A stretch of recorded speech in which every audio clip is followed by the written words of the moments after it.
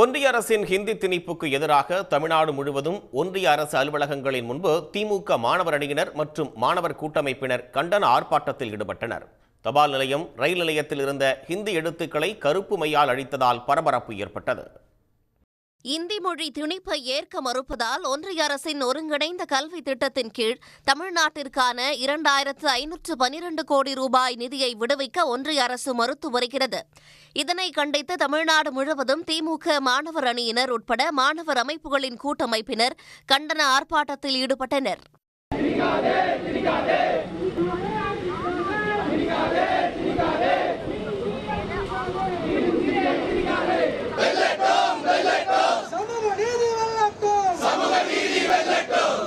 தேனியில் நடைபெற்ற ஆர்ப்பாட்டத்தில் பங்கேற்ற பள்ளி மாணவர் ஒருவர் தனது உண்டியல் சேமிப்பு தொகையை முழுவதுமாக தமிழ்நாடு அரசின் கல்வித்துறைக்கு வழங்கியது நிகழ்ச்சியை ஏற்படுத்தியது.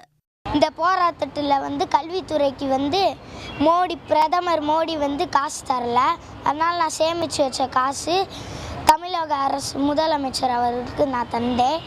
உளுந்தூர்பேட்டையில் ரயில் நிலையம், தபால் அலுவலக பெயர் பலகையில் இருந்த இந்தி எழுத்துக்களை போராட்டக்காரர்கள் அழிக்க முயன்றதால் பரபரப்பு நிலவியது.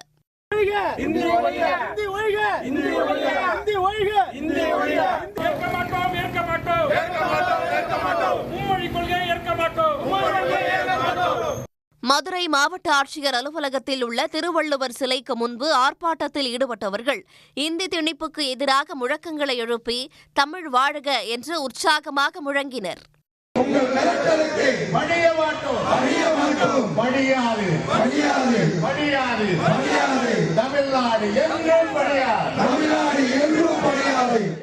நாகையில் அரசு கல்லூரி மாணவ மாணவிகள் வகுப்புகளை புறக்கணித்து இந்தி திணிப்புக்கு எதிராக கண்டன பதாகைகளுடன் ஆர்ப்பாட்டத்தில் பங்கேற்றனர்.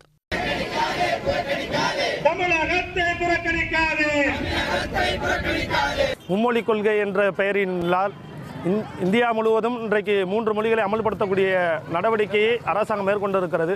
தமிழ்நாடு ஏற்கனவே இருமொழி கொள்கையை கொண்ட மாநிலமாக திகழ்ந்து கொண்டிருக்கிறது. தமிழ்நாட்டில் நாங்கள் இந்தி மொழியை ஏற்க மாட்டோம் என்கிற ஒற்றை கோரிக்கையோடு இந்திய மாணவர் சங்கம் என்ற தினம் நாகை அரசு கல்லூரியில் வகுப்பு புறக்கணிப்பு போராட்டத்தை நடத்தி கொண்டிருக்கிறோம். கும்பகோணத்தில் ஆர்ப்பாட்டத்தின் இடையே தமிழ் மொழியின் சிறப்புகளை விளக்கிய மாணவர்களின் கலை நிகழ்ச்சிகள் கவனத்தை ஈர்த்தது.